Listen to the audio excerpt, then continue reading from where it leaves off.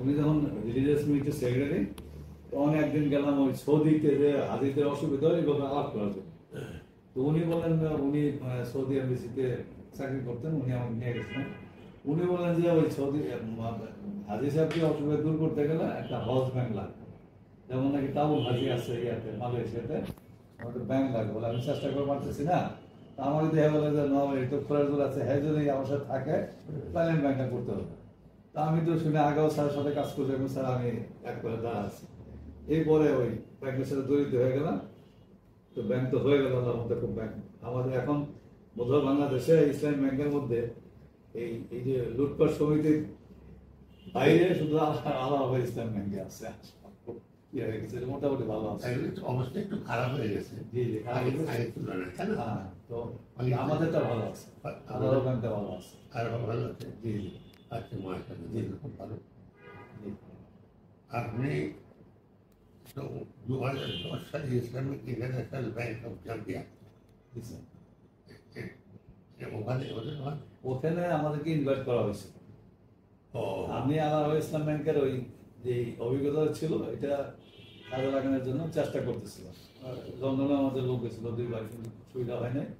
In the mean time আবার Zambia থেকে invitation আসলো যে তোমাদের দেশে ইসলামিক ভালো চলছে, তোমরা আমাদের দেশে আইসে ইসলাম ব্যাংক করো। তা আমি তো ইন্টারন্যাশনাল ব্যাংক করার জন্য চিন্তা করতেছিলাম।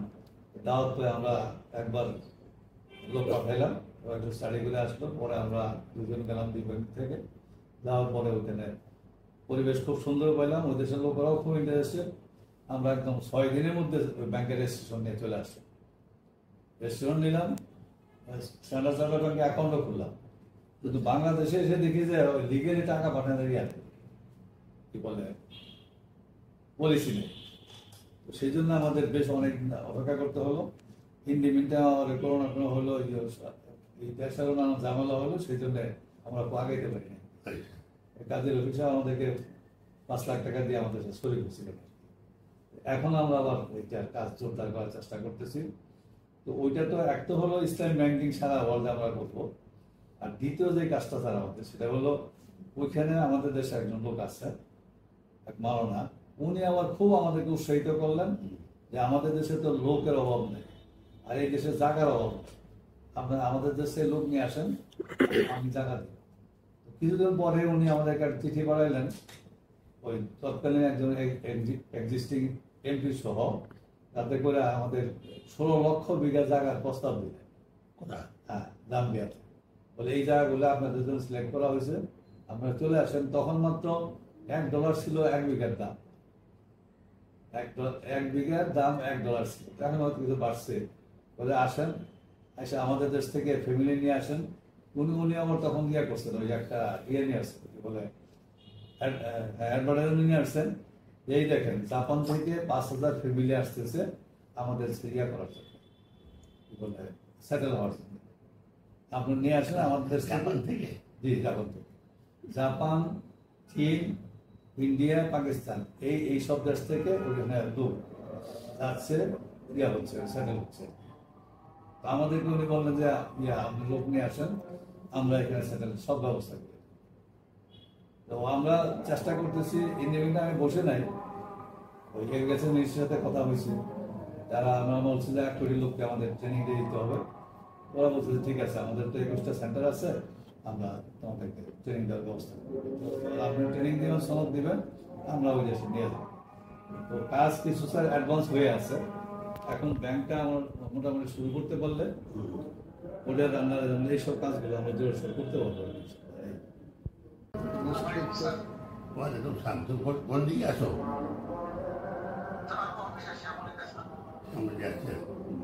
ওই আমার সঙ্গে এসছেন আজকে নওয়াব আলী ভুইয়া, প্রেসিডেন্ট ছিল মসজিদ সমাজ বাংলাদেশ।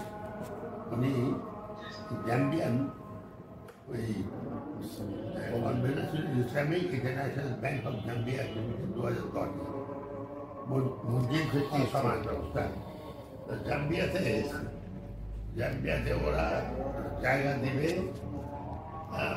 সেটেল করা হবে এবং কৃষিকাজও করতে পারে, তাই না? এই যে একটা কথা বলছি, তুমি পার্টিসিপেট করো, ভালো হতো তুমি আসলে।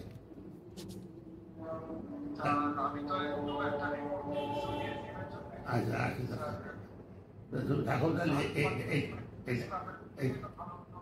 এটা আমি তোমাকে ওই ওনার ঠিকানা একদিন পাঠাবো, বুঝছো? তুমি ওখানে আলাপ করে কাটাবো, তুমি আর ডিএফিডি দুজন যাবা, বুঝছো? ডিএফিডি তো টাকা পয়সা আছে, বুঝলা? ডিএফিডি আমরা সরকার থেকে কৃষি মন্ত্রণালয় থেকে, বুঝছো? আমাদের ফিশারি লাইভ স্টক আর কৃষি, এগ্রিকালচার, ফিশারি, লাইভ স্টক, এইগুলা আমরা আমাদের করতে হবে।